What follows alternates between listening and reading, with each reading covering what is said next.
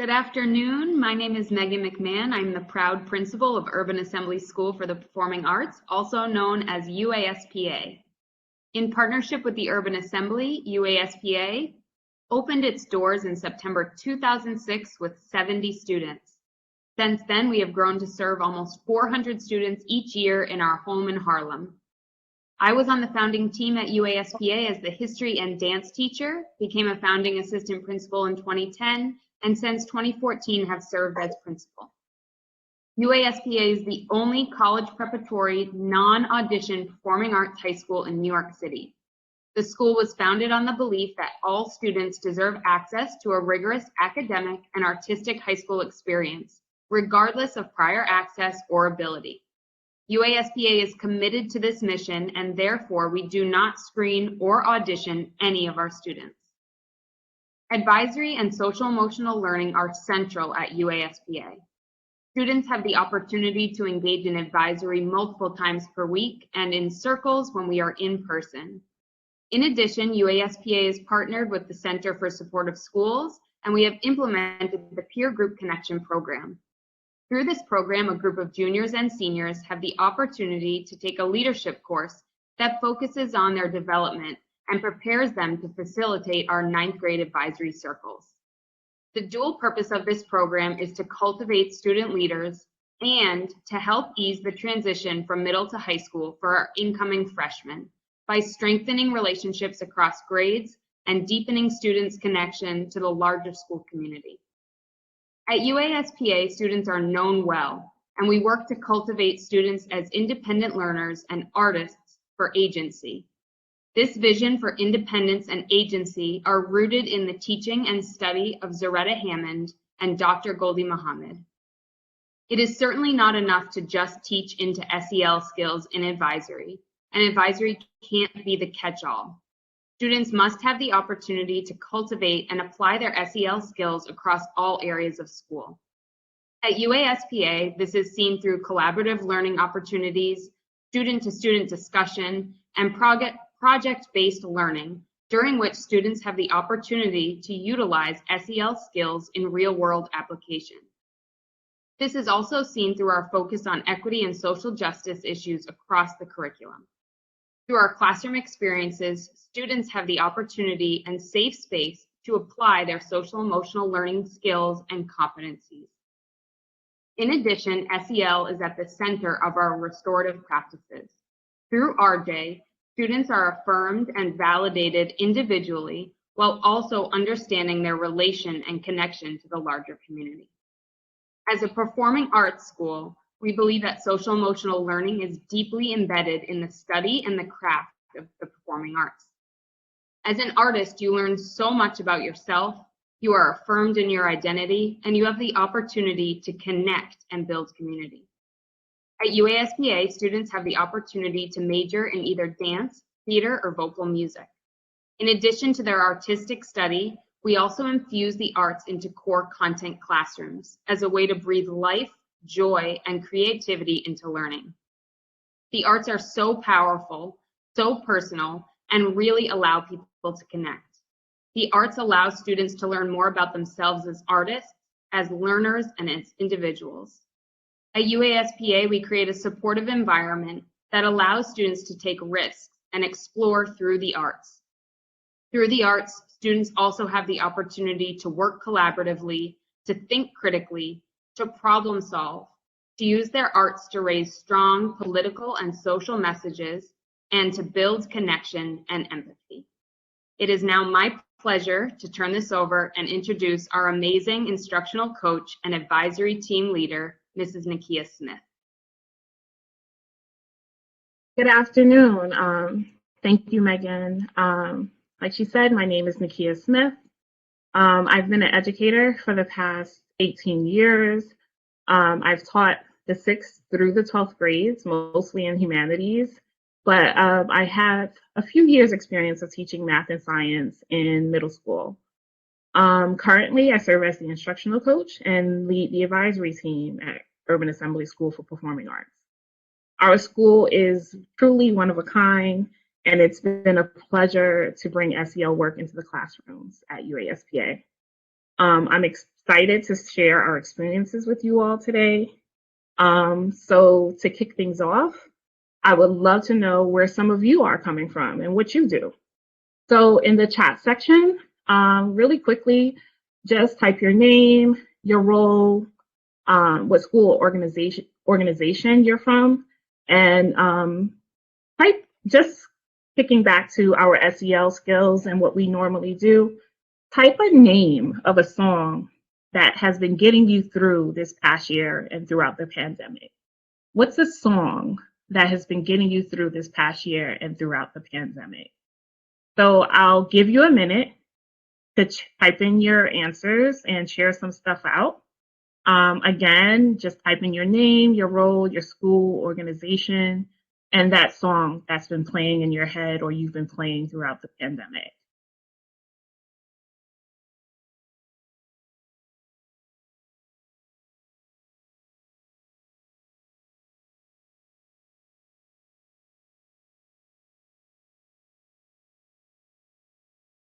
Hi, Dorothea from the Netherlands. Okay.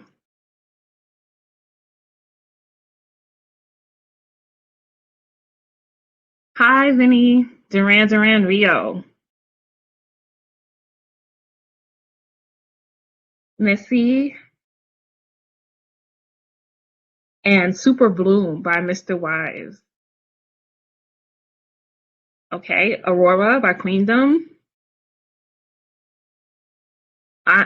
Anna from Portugal said many songs every day. I get that. Okay. So I see our responses are slowing up. So thank you for all your responses. At UASPA, our SEL lessons and advisory always starts out with some kind of quick check-in to get a pulse on how our students are feeling that day. And of course, judging from their responses, we'll know whether, we need to take care of that student, if that student's having a bad day or going through something. And the check-ins are usually short and sweet, so we can get into the SEL lesson of the day. The check-ins also sometimes, they don't even relate to the lesson of the day. It's just something to get the juices flowing and getting us comfortable with talking. Sometimes they may ask, what color represents your mood today? Or what would be your nickname based on your favorite snack or activity during the quarantine? When I actually performed the lesson with the staff, I came up with the name Netflix and Chill. So now we're gonna go into our next portion, which is the Q&A portion with our educators at UASPA. And they're also my co-planners of the SEL curriculum. We have Mr. Michael Prisky and Robert Nigelborn. Gentlemen, one by one, can you please introduce yourselves and tell us how long you've been an educator and what your current role is at the school? We can start with Mr. Prisky. So I hope everyone can hear me because I'm not having the best connection right now. My name is Mr. Prisky. I've been teaching at Urban Assembly. This is going to be finishing my 5th year. I've been working with our restorative justice and advisory program for pretty much the entire school year. Advisory has been kind of changing and moving parts at our school for the past 5 years, and it's been something that is ever evolving at our school. But I feel like now it's at the best place it's ever been since I've been at Urban Assembly, and we're really starting to see it kind of woven into everyday action in our school community, which is great. And we're going to talk about that more today, but I'm excited to be part of this team, and I'm excited to share what we do at our school with everyone. Thank you. Mr. Nigelborn? Good afternoon, everybody. My name is Mr. Nigelborn. I come to teaching as a second career. This is my 7th year teaching. I spent over 20 years as an actor before that, which kind of makes me a great fit for UA. I'm also like Ms. Smith said, the co-advisory planner of our school. Also the 10th grade global studies half of our humanities program this year, and our UFT chapter leader. And that's about it for now. Thank you, gentlemen. So we're going to kick off some questions about how we run SEL and advisory at our school. So I'm going to take the first question. The first question is, how do teachers learn to teach SEL skills? And I'll take that one because I am the instructional coach. So when we first unrolled the program and Resilient Scholars about, I would say 4 to 5 years ago, everyone in the school took place in a PD where we learned the basic skills and the whole rationale behind the program. And every year since then, we've always had lead teachers who took on the role of planning out the curriculum and taking the responsibility of unrolling and teaching and enforcing those skills within the staff during PD. Every year, we start out the year by practicing those skills and teaching our new staff members how we conduct our advisories and how important, teaching how important SEL skills are to our community. So that is pretty much how the teachers learn about teaching SEL skills in our school. The next question, give me one sec. Next question, I'm going to actually ask this question to Mr. Nakia. What feedback do students receive around SEL? A lot of feedback is through discussion with peers. Since our SEL work often takes place in circles with talking pieces or virtual circles, and centers on discussion, students respond to one another and give feedback to one another's ideas. Occasionally, we do have students do activities that are submitted, and we can either give feedback, and we've also used digital platforms to provide that. We did a unit on goal setting, and students used a digital platform to set and keep track of their goals, and would be provided with statistical feedback and suggestions from that platform. So I guess the answer to the question is we provide feedback in a variety of ways. I'm going to pause 1 minute. There is a question in the chat. Joelle asked, what curriculum are we using? We use a variety of things. We use School Connect, some things from School Connect. We also just meet together and use our own resources to come up with our curriculum. Well, does that answer your question? So, okay. So the next question, Mr. Prisky, I think this one is for you. How do teachers integrate SEL skills outside of direct instruction of advisory? One way that we integrate advisory through not only direct instruction in the classroom, but just throughout our school is that it's part of all the conversations that we have when it comes to planning. So one of my roles at the school is I'm on the race and equity team, and part of that was planning an advisory lesson to help our students become more self-aware about themselves and their identity. And that started by grounding it in a lesson about the Crown Act. And we wanted our students to learn about the discrimination of particularly Black women and people of color and the way that they presented their hair in the professional setting. And we used that as a stepping stone for our students to be more self-aware. We wanted because one of the big pushes at our school is having our curriculum more accessible and more relatable for our students, be culturally relevant. And that's very much paired with the things that we do in advisory. So one lesson that really stood out to me was when we had a lesson about the Crown Act and spoke about our individual hair journeys. And then this year in a 11th grade humanities class, we actually read Arisen in the Sun and spoke about the hair journey of one of the characters in the play. We had our students then do a hair journey project where they did a slideshow about their own personal hair journeys. We encouraged teachers to show pictures of their hair journeys because let's face it, some of us have some crazy pictures out there floating about. So, we wanted it to be an experience because even though the Crown Act is very much related to people of color, we can very much all relate to the idea of waking up in the morning and being like, my hair's a mess or I'm having a great hair day. So one of the things I'm going to talk about a little bit later is the idea of self-awareness amongst our students and even amongst our staff. And that has been grounded through around everything that we do. So it's not just happening in advisory, it's happening in the classroom, it's happening in teacher meetings, it's happening in team meetings everywhere. And I think that that's really how it manifests itself throughout the school. And you can really see the pulse of it on a daily basis. Thank you. Next question, and I'm going to pose this to both Mr. Nigelborn and Mr. Prisky.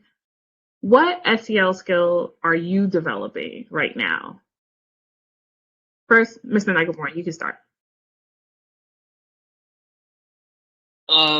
What SEL skill? I don't know if you mean me personally or what skills we're developing in the instruction, but you personally. Okay.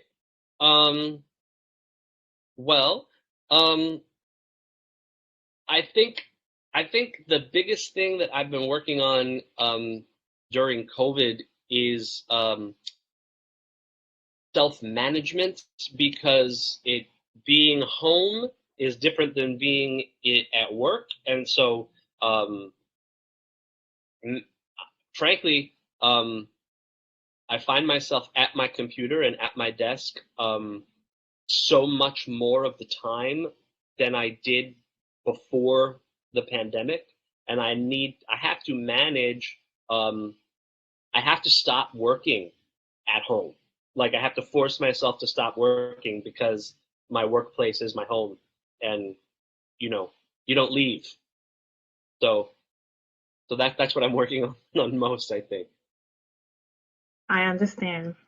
Definitely do. Mr. Prisky, what are you working on?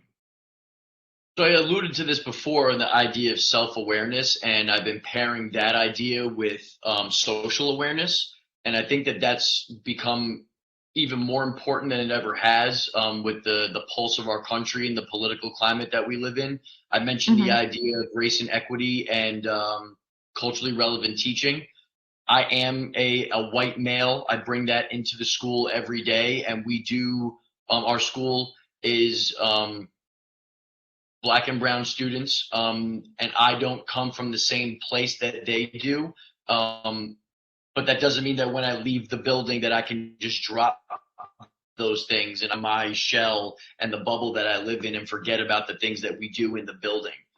So over this past few years, especially with the work that we've done with SEL and race and equity, I've been trying to be more self-aware of my privileges and the things that I have, and making sure that I check those things and I'm using those things to better myself as an educator and incorporating those things into the curriculum that we have.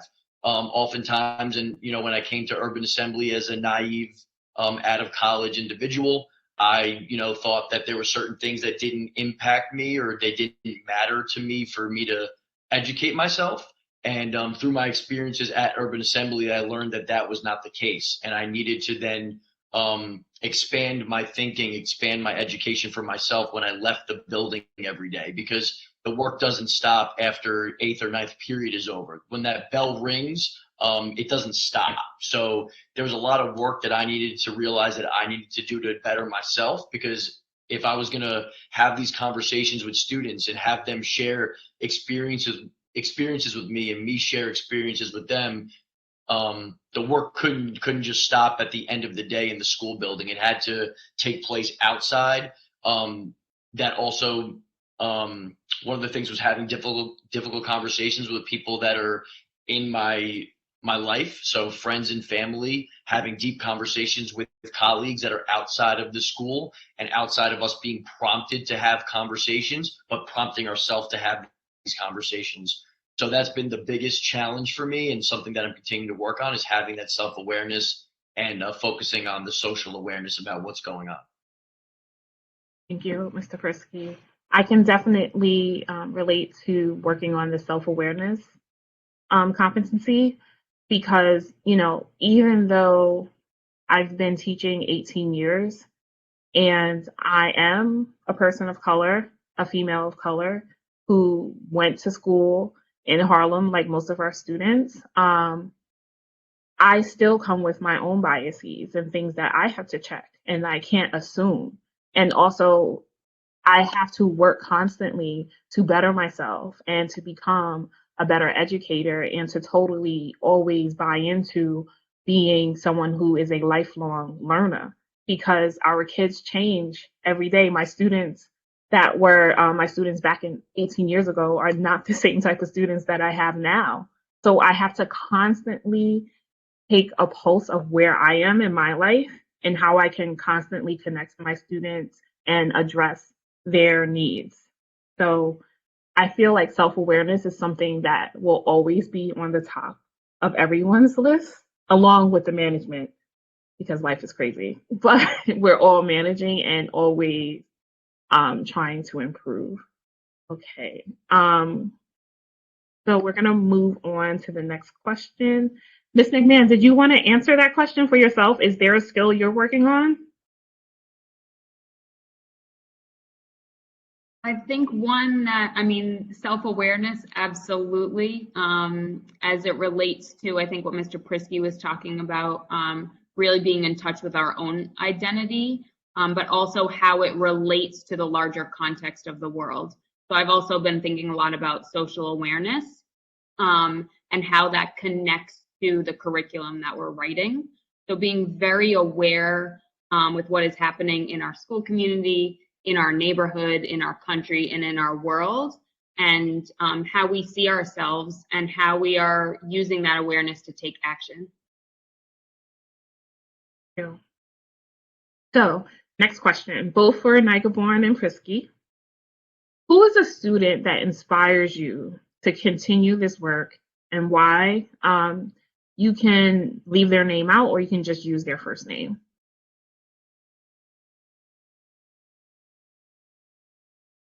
Who wants to go first? Prisky or Nakia? Nakia, I'm gonna call you because Prisky. Okay. In a lot of ways, all of the students inspire me to continue to do this work. I'm constantly surprised hearing their perspectives about the issues that we raise in advisory. One student in particular that stands out is Viviana.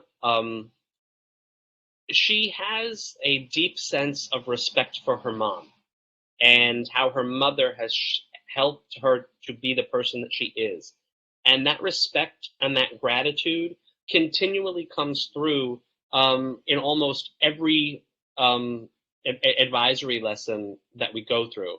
And I think it's inspiring to see a young person, a teenager, be that grateful for their parent because I know that I probably wasn't that grateful at that age. And so it is inspiring to see. Mr. Prisky?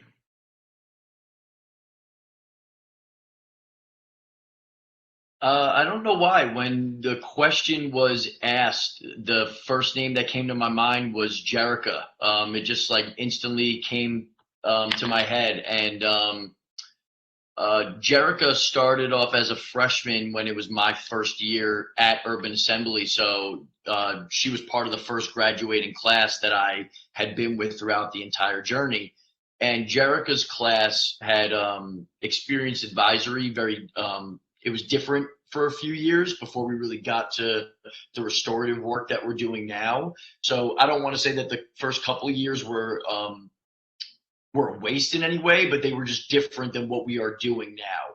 And when Jerica was first at our school, when things were not going the way that she would hope or anticipated, there was a certain reaction or response that she would have. And then fast forward when she was a senior, and again, this theme of self-awareness, the things in herself and the qualities in herself of how she responded to certain situations.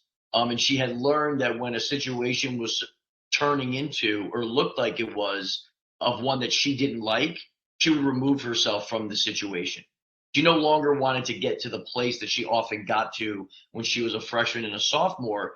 And sometimes even adults, like we don't learn to just react better to certain situations. We learn to walk away.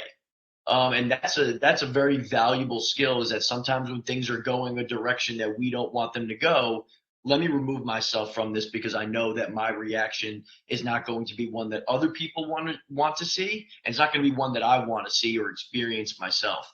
And the conversations that Jerica was able to have with the adults in the school by the time she was a senior, the way that she was able to advocate for herself, and she kind of found allies and teachers, really inspired me. And it's something that now I use with our incoming freshmen. It's like, you're not going to like every person that's in our school building. You're not going to like every teacher. You're not going to like every student.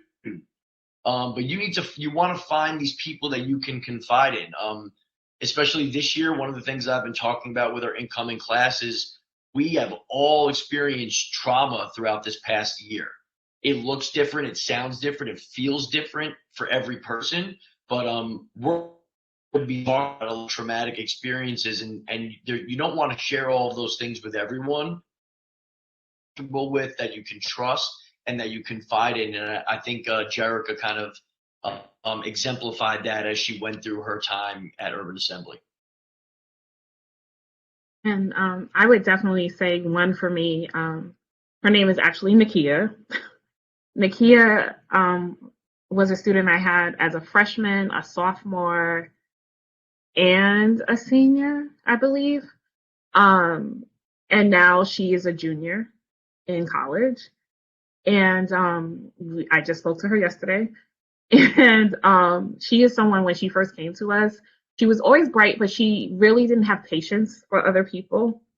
If you didn't call on her, she was upset. And she just didn't really have much tolerance for people. But with the SEL skills that she was taught, she learned to check in with herself and to be secure in what the gifts that she has. And she doesn't necessarily have to knock other people in order to shine. And also with management, just speaking with her and the things that she has going on with her life right now. She just became one of my sorority sisters. And when she was going through that process, she was like, thank God, Miss Smith, you taught me about time management, because right now I am really struggling, but I am learning how to manage my time. And she is finishing up her final strong. And she is someone who really took on those skills, and really they've carried on through college. And she is staying in college, and she's going to graduate next year. So it's a success story for me. There's the last question, and that's Mr. Prisky. What challenges and opportunities have arisen during remote SEL instruction?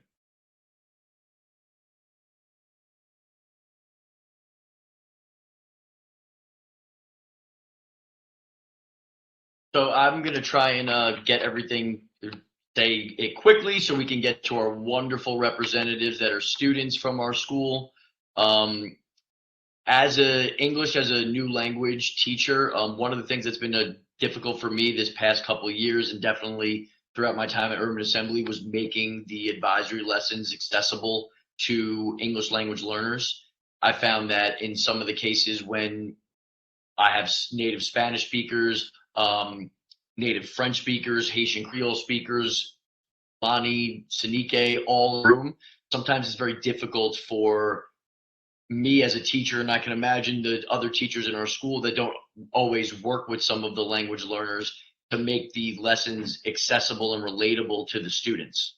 And I know one of the common things that we hear from all the teachers is, oh, I don't have enough time to look over the advisory lesson. I don't have time to plan for this. I don't have time to get ready for this. That has been something that we've been trying to hurdle over these past couple of years. But for me, it's been beyond planning, it's trying to make sure the students that are language learners having the same experience that our other students are having at the school. And I feel really guilty when I can't provide them with that. I also feel like I'm doing a disservice when they don't get to share their experiences, whether it's positive ones, negative ones, traumatic ones, or ones that they want to celebrate, and I can't get that out of them. It makes me feel bad that I can't get them to have those experiences. I guess one of the other ones is just when and it's not just always remote, but we pride ourselves at our school in creating these long-lasting relationships with the students. Like, that's what we love to do, and I think our school really does a great job of that. On top of curriculum and performances and all that stuff, we have a very tight-knit, loving community. And when you change advisories every year, you have to get accustomed to a new group of students and learn them. And people don't always share things about them personally until you really get to know them and create that foundational relationship. And trying to do that through Zoom when you're staring at a bunch of 9 blank screens because the students don't want to turn on their camera at 9:00 a.m., which I understand. It's hard to create that relationship, and I don't think they see you as that person that's like, oh, this is the person I need to go to when I'm having an issue. Or this is the person I want to go to be like, look at what I got on my report card. I've had a hard time creating that rapport with some of the students, and I find it easier when I'm in the building with them and we can really get to know each other. So those have been the 2 really big challenges for me, and I'm sure they've been challenges for most of the teachers that have been doing advisory this school year. Definitely. So really quickly, there was a question in the chat from Rohini asking about how integration of SEL and performing arts has been an outlet and a way to cope and help students through trauma and the things that they go through in their lives. So really quickly, I'm going to first turn this over to the students. So I know this is something you weren't planning, but first I want to address that question. But first, before that, I want you guys to just introduce yourselves. And I want you guys to tell me what grade you're in, what's your future plans, what colleges are on the horizon for you. And yeah, we're going to keep it there. Just your name and your major, sorry. So Reshma, you can start.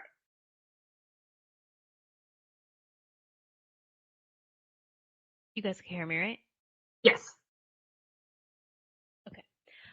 My name is Reshma Poran. I major in theater. I'm planning to work towards a degree in liberal arts. You could call the one. Oh, hello everybody. I can't see you all, but my name is Luan Tavares. I am also a senior from the Urban Assembly School for the Performing Arts, theater major, and pursuing acting as a future plan. And you guys want to share which colleges you're going to in the fall?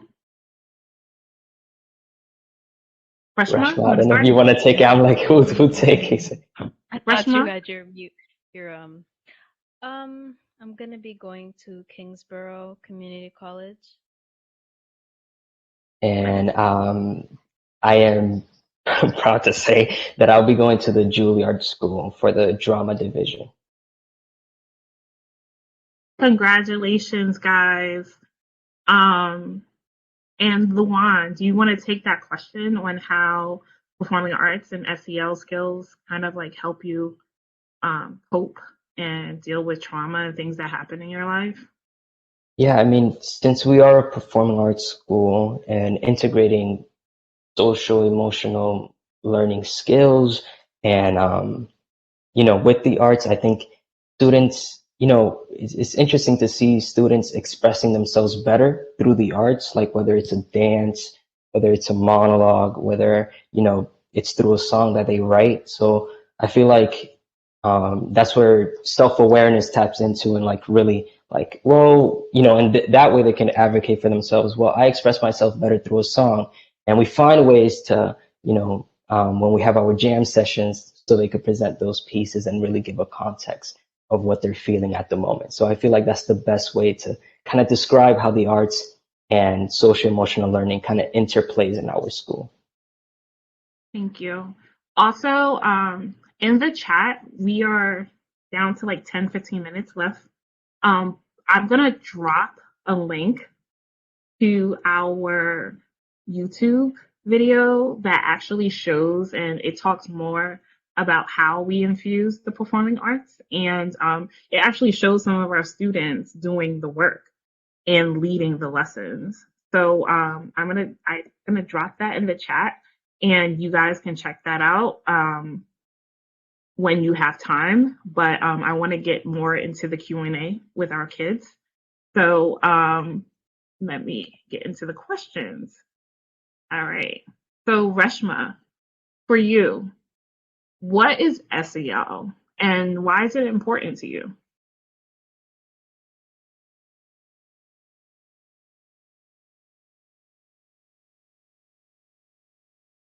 Here for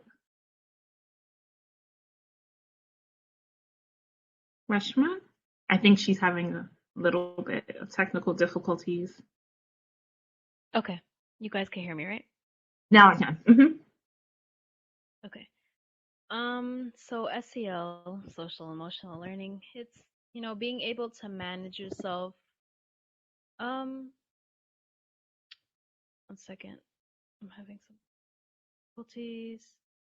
Okay, yeah, it's just being self-aware, social awareness, relationship skills, responsible decision making, and it helps me create a more positive version of myself.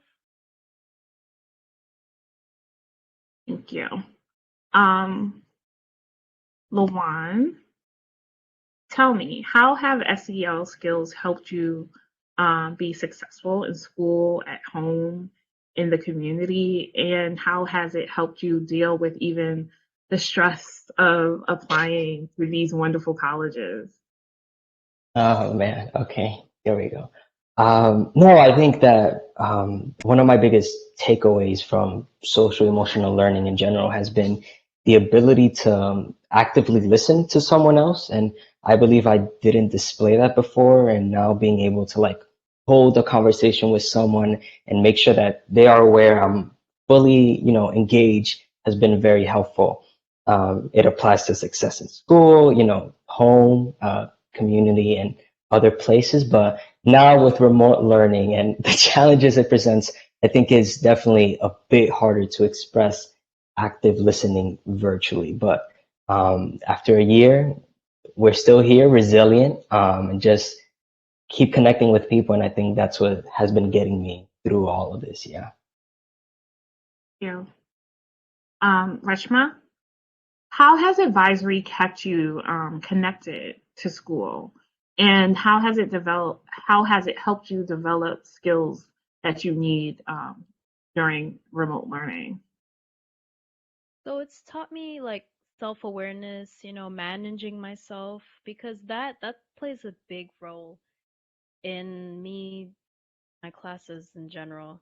If I didn't have those skills, I would have given up by now. Yeah. Well, I'm glad you're still here and you're working, and congratulations to you and getting to college.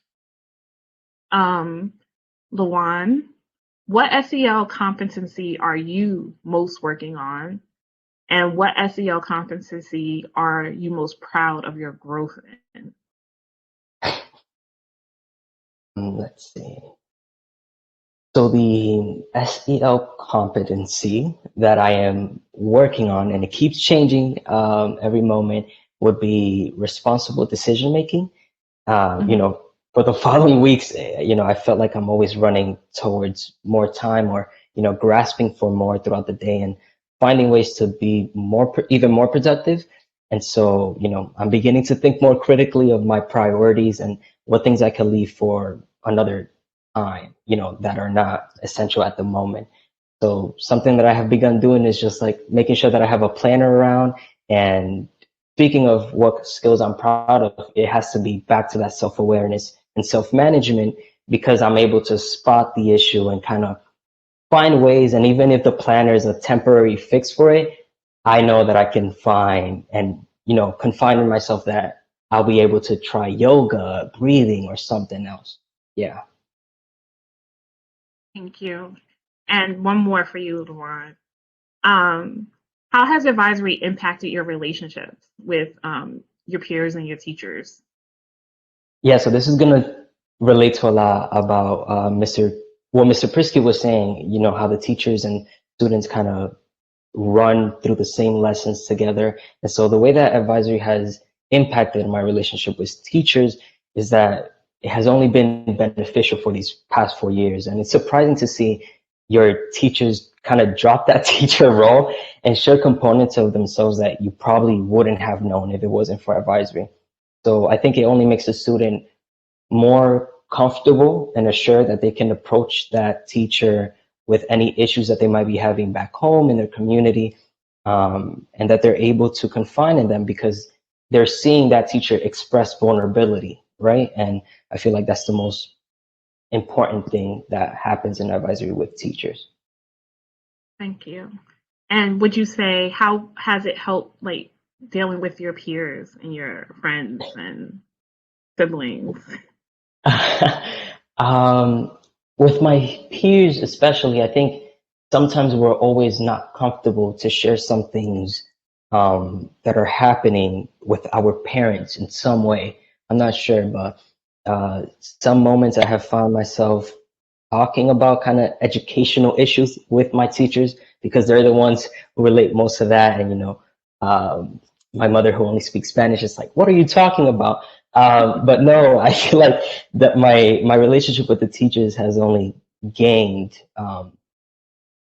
just more deepness and able to connect in some ways. And then I'm able to bring that back home and really communicate that with my mother and feel more assured that I'm happy to go to school and to experience what I'm experiencing. Yeah. Reshma, what would be different about your community if more kids use the skills that you're being taught with the SEL model at our school? Honestly, I feel like kids, they go through a lot of stress and confusion in school, home, life in general, and they're just trying to navigate, through all that. And with no skill set introduced or taught to them, everything seems like a blurry picture. But if more kids use the skills that, I've been taught, we'd have more positive and responsible kids and future adults who have a more clear picture of, what they're doing and what's going on in their community, and there'd be more positive changes or outcomes of what would make a community more whole. Thank you. And last question. And this last one will go to both of you. Equity is about making sure that kids have similar opportunities to succeed, regardless of their background. So, how do you think SEL skills helps us to improve equity?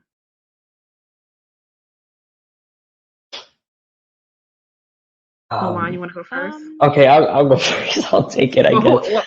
Okay. All right. Okay. I think that it helps us improve equity because the students we're being taught the same thing at the same level, regardless of our backgrounds, where we come from, socioeconomic status, and the growth of these skills is never limited. Like I shared, I am still developing some of them, and it never kind of stops. So, and I think the skills apply to your daily life, and that is an opportunity that you could keep developing and keep working on those skills. So it's not limited, the growth that you can make. I think that's the best way to express equity, that if you want to take this opportunity to continue on with those skills, which you should, go right ahead, but at the same time, we're all learning the same thing at the same level. Thank you. Reshma? Yeah, to add on to what Luan said, because I was thinking that. Um, I feel like it also improves how they feel. They feel safe. Their relationships are stronger with the people around them, and they can manage their emotions better. Mm. Definitely. Um, so yes, we did share that YouTube link that has how we actually conduct our SEL advisory classes. And one of the reasons why I brought on Reshma and Luan, they are actually our student leaders. And we have another partnership that we deal with called Peer Group Connections. And Luan and Reshma actually lead the SEL lessons with our ninth graders. So we have 11th and 12th graders who are trained on how to run their classes. They have a class period with a teacher who really works through the lessons with them. They tweak them, and sometimes adults don't know everything. So because they are students, they can take their perspective and add their twist to the lessons, and they actually run those lessons with the ninth grade. And Reshma and Luan, they've really taken the opportunity during this, pandemic to still be responsible and still teach those lessons to our ninth grade students. And we're so appreciative of them. And actually in the video, you'll see some of our past students who are leading a circle lesson with some younger students. So check that out when you get a chance. I just want to thank the participants, Reshma, Luan, Mr. Prisky, Ms. McMahon, Mr. Nigelborn, for coming on and sharing our practices. Please check our school out at uaperformingarts.org. And we loved having you. And thank you. We wish you a happy and good afternoon. Now, when you can actually click on, I believe, lobby, and if you go back to the lobby, you can go there, and in about 1 minute, the wrap-up ceremony will start. Okay? Thank you, everyone, and have a great afternoon.